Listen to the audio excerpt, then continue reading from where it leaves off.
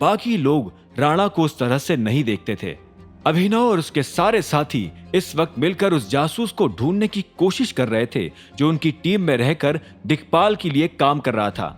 ऐसे में अगर वो ये बात जाहिर करता तो ना सिर्फ उसकी टीम में फूट पड़ती बल्कि उसकी बात पर विश्वास करके सब लोगों का मोंटी को देखने का नजरिया भी बदल जाता। इसीलिए जब तक अभिनव के पास इस बात के सबूत नहीं होते कि ये काम राणा ने ही किया था, तब तक अभिनव ये बात सिर्फ अपने और मोंटी के बीच तक ही रखना चाहता था।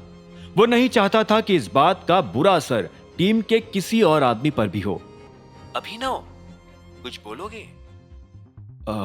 नहीं, मैं उसका चेहरा नहीं देख पाया।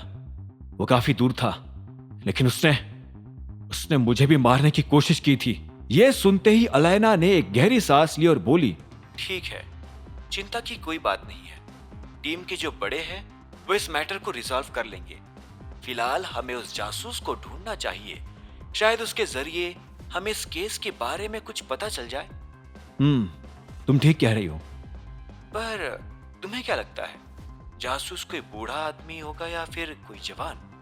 क्योंकि देखो ना, मेरे पापा को गुजरे हुए भी काफी साल हो गए हैं। तो मैं भी इस बारे में कुछ नहीं कह सकता। हो सकता है कि वो कोई ऐसा आदमी हो जो हम लोगों के बहुत करीब हो, लेकिन जो भी हो वो ज्यादा दिन तक हमसे बच नहीं पाएगा। बिल्कुल सही कह रहे हो। इसके अलावा भी मेरे पास तुम्हारे लिए एक न्यूज है। अलायना ने कहा, बताओ। मुझे यहाँ इटली में फिल ट्यूलिप मिल गई है। याद है तुम्हें बचपन में फिल ट्यूलिप कितनी पसंद थी? तुम हमेशा कहा करते थे कि बड़े होकर अगर तुम कोई घड़ी बांधोगे तो वो फिल ट्यूलिप ही होगी। अभिनव को अब अपना बचपन ठीक से याद नहीं था। उसे धीरे धीरे सारी चीजें याद आ रही थी। फिर भी अभिनव ने मुस्कुराते हुए कहा, हाँ, ये तो बहुत अच्छी बात है। तुम जब भी आओ तो मेरे लिए वो लेती आना, मैं तुम्हें पे कर दूंगा। नहीं, मैंने पहले ही उसे अपने एक्सेसरी शोरूम पर भिजवा दिया है।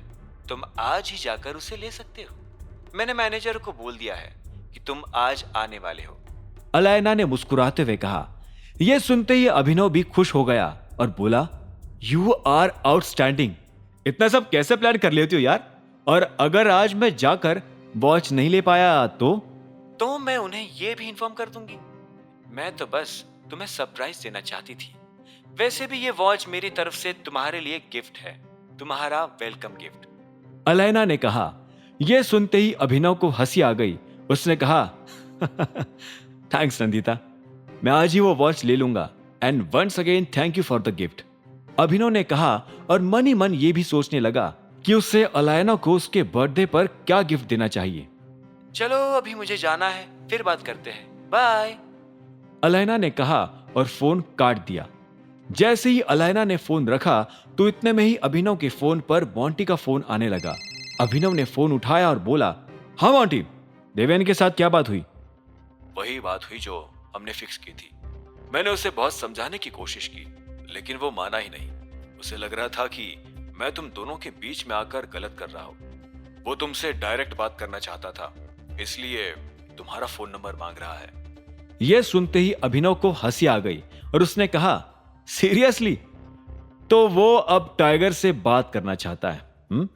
हाँ, पर मैंने अभी भी तुम्हारा नंबर उसे दिया नहीं है। मुझे लगा एक बार पहले तुमसे पूछ लेना चाहिए। तो बोलो, मैं उसे तुम्हारा नंबर दूं या नहीं? मोंटी ने उधर से सवाल किया। उसका सवाल सुनकर खुद अभिनव भी दुविधा में आ गया था। टाइगर होने के नाते उसे देवेन से सीधे बात करनी चाहिए थी या नहीं। काफी देर तक सोचने के बाद उसने कहा, ठीक है, तुम उसे मेरा फोन नंबर दे दो। यह कहते हुए अभिनव के चेहरे पर मुस्कान आ गई थी। मोंटी ने फोन रखा और अभिनव भी अपना फोन जेब में डालकर एक बड़ी सी कुटिल मुस्कान के साथ वॉशरूम से बाहर निकल आया। आगे की कहानी जानने के लिए देखें अगला एपिसोड सिर्फ पॉकेट एफएम के यूट्यूब चैनल पर, और द रिटर्न ऑफ टाइगर के सारे एपिसोड्स को सुनने के लिए डिस्क्रिप्शन में दी लिंक से डाउनलोड करें पॉकेट एफएम ऐप।